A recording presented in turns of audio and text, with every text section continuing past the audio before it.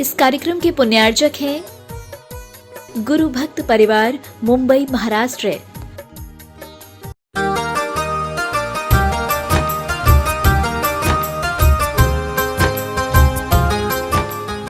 जैनम जयतु शासनम विश्व कल्याण कारकम।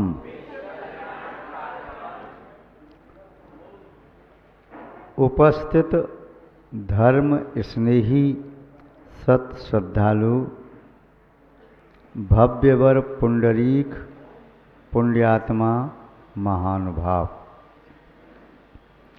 आचार्य भगवान कुंद कुंद देव द्वारा विरचित श्रीमद् रैणसार ग्रंथ की वाचना चल रही है। ये रैणसार ग्रंथ निस्संदेह रत्नों का सार है। चेतना के कल्याणार्थ तीन रत्न ही मुख्य हैं: सम्यक दर्शन, सम्यक ज्ञान, सम्यक चारित्र। इन तीन रत्नों को देने वाले तीन रत्न और हैं: परमार्थभूत देव, वीतरागी सर्वज्ञ जिनेन्द्र भगवान, शास्त्र जिनेन्द्र भगवंत द्वारा निःसृत जिनवाणी, और निर्गंथ गुरु जिनेन्द्र भगवान के द्वारा प्रतिपादित मार्ग पर चलने वाले संत। ये तीन रत्न हैं जो हमारी चेतना में सम्यक दर्शन, सम्यक ज्ञान, सम्यक चारित्र को उत्पन्न करने वाले हैं। इन तीनों रत्नों में सारभूत है सम्यक दर्शन। आपने गाथा नंबर 4 में देखा था, सम्मत महारैणम मोक्ष महारुक्ष मूलमिति बढ़िदम। मोक्ष रूपी महान वृक्ष का मूल है वह सम्मत रैणसारम। सम्यक क्या है? रत्नों का सार है। वह सम्यक मोक्ष रूपी महान वृक्ष का मूल है, जड़ है, बीज है। तम जान जई, उस सम्यक को जानना चाहिए। ऋक्षे व्यवहार स्वरूप दो वेयम, निश्चय और व्यवहार के स्वरूप भेद से जानना चाहिए। यदि यह समझ में आ गया तो फिर आपके भटकने के चांस कम रहेंगे, और ये विषय समझ में नहीं आया तब आप पग पग पर फिसलते रहेंगे। आपको कोई संभालेगा भी, कमज़ोर संभालेगा तो वह भी आपके साथ गिर पड़ेगा, और बलवान का सहारा संबल आपको कब मिले कब न मिले क्या कह सकते। कमज़ोर से आशय भोगी प्राणी संसारी जीव ग्रस्त आपको संभालेगा तो आप उसके संभलने से संभलोगे नहीं।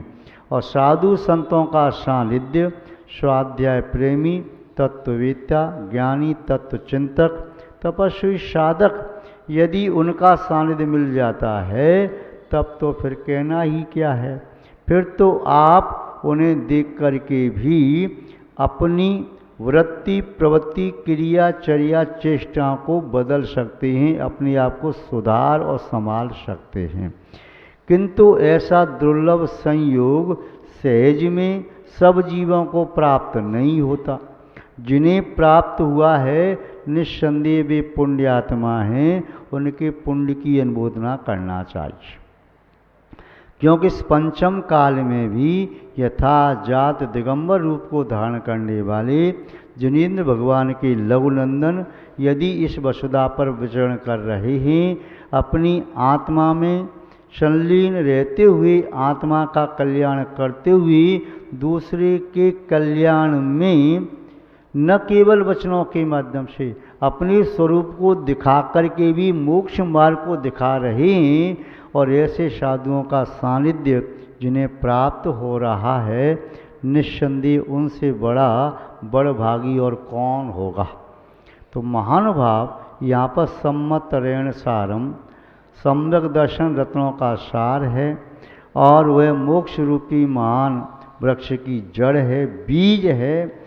मोक्ष रूपी वृक्ष चाहिए, मोक्ष का फल चाहिए तो केवल भगवान के सामने काली मिर्च चढ़ाने से, बादाम सुपारी लौंग इलायची चढ़ाने से या सूखे हरे सचित अचित फल चढ़ाने से वह मोक्ष का फल ऐसे नहीं मिल जाएगा।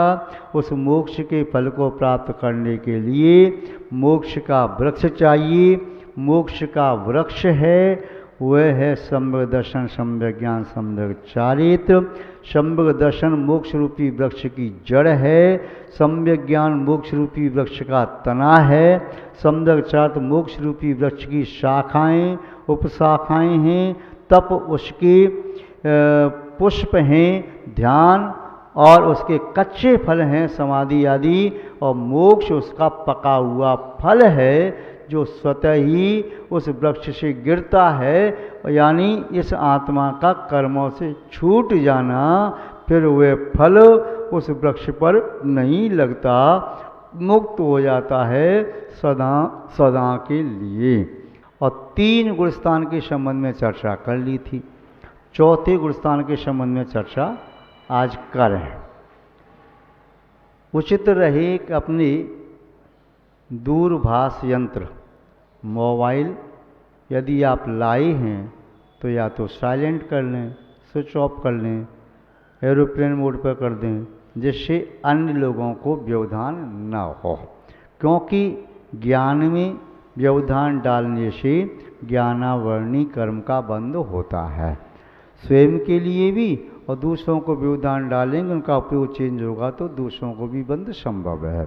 इसलिए हम ज्ञान के शवसमय निमित्त बने, अपने और दूसरे के ज्ञान के बंध में, ज्ञानावरण कर्म के बंध में निमित्त न बने।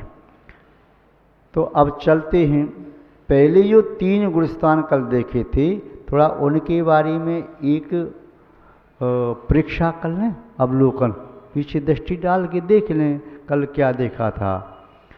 पहला देखा था गुणस्थान मिथ्यात्व, मिथ्यापना, झूठपना, उल्टी धारणाएं, गलत, एकदम गलत। जैसे दिन को रात कहना, रात को दिन कहना, सुख को दुख मानना, दुख को सुख मानना, ज्ञान को अज्ञान मानना, अज्ञान को अज्ञान मानना, ऐसी धारणा होना वह मिथ्यात्व। वह पहला गुणस्थान मिथ्यात्व का अविनाभावी है। मिथ्यात्व के उदय के बिना पहला गुणस्थान नहीं, और पहले गुणस्थान के बिना मिथ्यात्व का उदय नहीं। और आपने ये भी देखा था उस मिथ्यात्व के साथ अनंतानुबंधी क्रोध, मान, माया, लोभ का भी उदय रहता है। सम्यक मिथ्यात्व और सम्यक प्रकृति का उदय पहले गुणस्थान में नहीं होता। यदि उनका द्रव्य उदय में आएगा तो मिथ्यात्व में कन्वर्ट होकर के ही आएगा। तीसरे गुणस्थान में प्रकृति उदय में आती है सम्यक मिथ्यात्व। यदि सम्यक मिथ्यात्व का द्रव्य खत्म हो गया है तो मिथ्यात्व अपना द्रव्य दे देगा, तो सम्यक मिथ्यात्व में कन्वर्ट होकर के उदय में आएगा। चौथे, पांचवें, छठवें, सातवें गुणस्थान में प्रकृति उदय में आती है शिवसम संबदृष्टि के जीवन में सम्यक प्रकृति। यदि सम्यक प्रकृति का द्रव्य खत्म हो गया है तो मिथ्यात्व उसे अपना द्रव्य दे देगा, तो उसमें कन्वर्ट होकर के आ जाएगा। दूसरे गुणस्थान में जब भी कोई प्रकृति उदय में आती है इन 7 प्रकृतियों में से, तो अनंतानुबंधी क्रोध अथवा अनंतानुबंधी मान अथवा अनंतानुबंधी माया अथवा अनंतानुबंधी लोभ, इन 4 में से किसी एक प्रकृति का उदय आता है तब दूसरा गुणस्थान बनता है। ये भी आपने देखा था, दूसरा गुणस्थान और छठवां गुणस्थान नियम से गिरते हुए का बनता है, चढ़ते हुए का नहीं बनता। आपने ये भी देखा था कि तीसरा गुणस्थान गिरते चढ़ते दोनों का बन सकता है। चौथे गुणस्थान से गिरे, पर गिरे नहीं, वह लटक गया, बीच में लटका हुआ है, और फिर चढ़ कर के चौथे में जा सकता है, और गिर गया तो पहले में आ सकता है। वह पहले गुणस्थान में खड़ा होकर के उस चक्कर की छलांग लगा करके उस सज्जे को पकड़ सकता है, ऊपर जा सकता है। तो तीसरे गुणस्थान से जीव नीचे भी जा सकता है, ऊपर भी जा सकता है। पहले गुणस्थान वाला जीव जब भी जाएगा चौथे में जाएगा, 5वीं में जाएगा, 7वीं में जाएगा और 6वीं आदि में नहीं जाएगा। तो ये विषय देखा था। चौथे गुणस्थान का नाम था अविरत सम्यक दृष्टि अथवा असंयत सम्यक दृष्टि अथवा अव्रति अथवा सदग्रस्त। वे सद शब्द लगा दिया तो सद शब्द वह सम्यक्त का वाची। तो ये सदपना उसके जीवन में आ गया, सम्यकपना आ गया, वह सम्यक दृष्टि हो गया, उसकी दृष्टि समीचीन हो गई।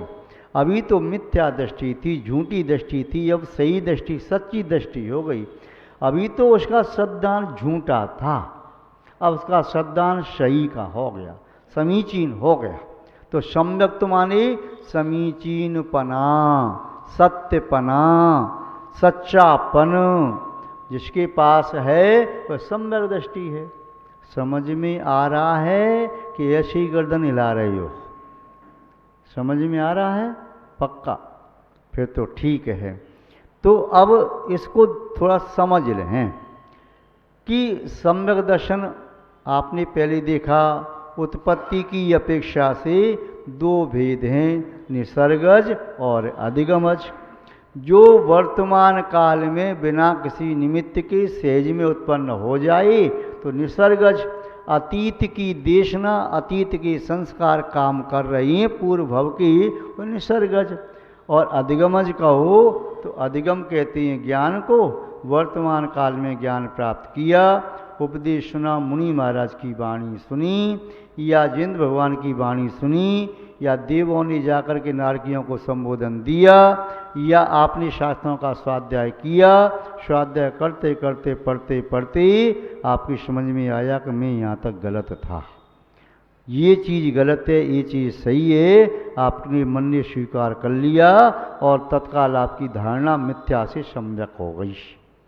धारणा बदलने में सालें नहीं लगती, महीने नहीं लगते, दिन नहीं लगते, या घंटे में नहीं लगते। धारणा बदलती है तो ये मिनटों सेकंडों में काम होता है। भूमिका बनाने में वर्षों लग सकते, महीने लग सकते, दिन लग सकते, किंतु बदलने में, घर में लाइट फिट करने में आपको टाइम बहुत लग सकता है, किंतु लाइट का स्विच ऑन करने में। ऐसे ही आपकी मिथ्या धारणा, मिथ्यात्व का अंधकार था, सम्यक का बल्ब जलाने में अंतर्मुहूर्त लगता है, और बल्ब को बुझाने में भी अंतर्मुहूर्त लगता है। कुसंगति में पड़ गए तो सम्यक दृष्टि भी मिथ्यात्व में डूब सकते हैं, और सुसंगति में आ गए तो मिथ्या दृष्टि भी सम्यक को पा सकते हैं। तो उत्पत्ति की अपेक्षा से दो भेद देखे थे, निसर्गज और दूसरे दो भेद देखे थे, सराग और वीतराग। सराग माने राग सहित, जहाँ स्थूल राग है, चौथा गुणस्थान, पांचवां गुणस्थान, छठवां गुणस्थान, और कथनचित सप्तम गुणस्थान का नृत्य भाग। वीतराग कहो तो सप्तम गुणस्थान से प्रारंभ होता है, 7 से, और वीतराग सम्यक दर्शन आगे तक चलता है। अब इसके दूसरे नाम कहें तो व्यवहार सम्यक दर्शन और निश्चय सम्यक दर्शन। और तीसरी अपेक्षा से भेद कहे, कर्मों की उपशम आदि की अपेक्षा, लक्षण आदि की अपेक्षा से, तो वह देखा था उपशम, क्षयोपशम और क्षायक, जिसमें कर्मों को दबाया जाता है। सम्यक्त के घाती कर्मों को दबाने से जो सम्यक्त होता है वह उपशम सम्यक दर्शन। सम्यक्त के घाती कर्मों की कुछ कर्मों के दबाने से, उदय में आने से जो सम्यक्त होता है वह क्षयोपशम सम्यक दर्शन। और सम्यक्त के घाती कर्मों के क्षय करने से जो सम्यक दर्शन होता है वह है क्षायक सम्यक दर्शन। समझ में आ रहा है? नहीं आ रहा?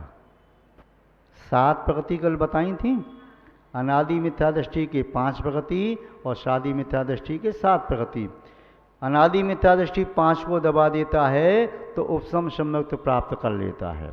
शादी मिथ्या दृष्टि ने मिथ्यात्व के टुकड़े कर दिए थे ना, तो मिथ्यात्व के 3 टुकड़े हो गए थे।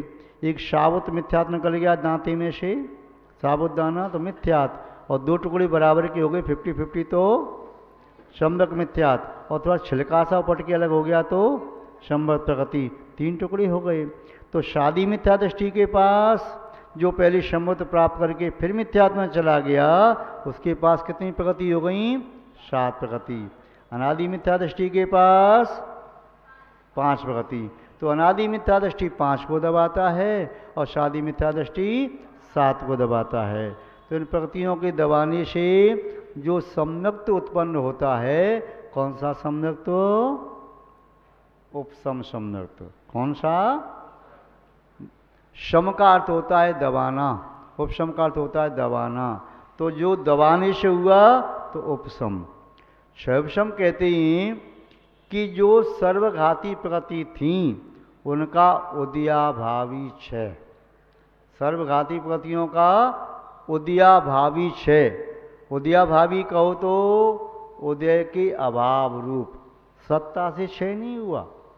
वे सर्वघाती प्रगति कौन सी हैं? तो सर्वघाती जो सम्यक्त्व का नाश करती हैं वे 6 प्रगति हैं। मिथ्यात्व, सम्यक मिथ्यात्व, अनंतानुबंधी क्रोध, अनंतानुबंधी मान, अनंतानुबंधी माया, अनंतानुबंधी लोभ। ये 6 प्रगति के उदय में आते सम्यक्त्व नष्ट होता है। सम्यक प्रगति जो है उसके उदय में रहते सम्यक्त्व नष्ट नहीं होता, उसमें चलमल अगाड़ आदि दोष लगते हैं। तो ये 6 प्रगतियों को तो दबा दिया, ये 6 प्रगति उदय में नहीं आ रही हैं, किंतु सम्यक प्रगति उदय में आ रही है। तो उस सम्यक्त्व को कौन सा सम्यक्त्व कहते हैं? क्षयोपशम सम्यक्त्व। कौन सा कहते हैं? समझ में आ रहा है कि नहीं आ रहा? आ रहा है, सही बोल रहे। तो क्षयोपशम सम्यक दर्शन किसे कहते हैं? ये हम समझ रहे हैं कि आप अपने आप को LKG UKG के विद्यार्थी मान रही हैं और हम आपको MA का विषय पढ़ा रहे हैं, किंतु घबराना नहीं। विद्यार्थी तो LKG वाला भी है, विद्यार्थी MA वाला भी है। और पढ़ने का जब जुनून हो तो पढ़ाई कोई कठिन नहीं है। बस आपने ये मान लिया मैं नहीं पढ़ पाऊँगा, मैं नहीं समझ पाऊँगा, तो कोई पढ़ा नहीं सकता। फूलें फलें न बेंत। बेंत जानते हो? बेंत की लकड़ी, इस पर फूल फल नहीं आते। फूलें फलें न बेंत यद्यपि मेघ वर्षे सुधा। यदि मेघ से, आकाश से वर्षा अमृत की हो जाए तो बेंत की लकड़ी पर फूल और फल नहीं आते। मूर्ख हृदय न चेत। जो मूर्ख है, जिसने एक धारणा बना ली मैं पढ़ ही नहीं सकता, तो उसे ज्ञान कौन दे सकता है? जो गुरु मिले विरंच सम। विरंच का ये तो बृहस्पति। यदि बृहस्पति भी आके पढ़ाए तो भी उसे कौन पढ़ा सकता है? आपने मान लिया मैं पढ़ नहीं सकता, मेरी समझ में आएगा ही नहीं, तो आपको कौन पढ़ा सकता? और आपने ठान लिया कि मैं तो पढ़ के ही रहूँगा, तो आपको कौन रोक सकता है? पढ़ने वाले आप यहाँ सामने बैठ के पढ़ रही हैं और जिनकी पढ़ने की लगन है तो सुना है, कुछ लोग ऑनलाइन भी पढ़ रहे हैं और कंठस्थ भी कर रही हैं, उनकी भी परीक्षा देने की भावना है। उन्होंने भी पुस्तक मंगाई है, ऑनलाइन लेके या नेट पे पढ़िए तो पढ़ रही हैं। तो ललक अंदर हो।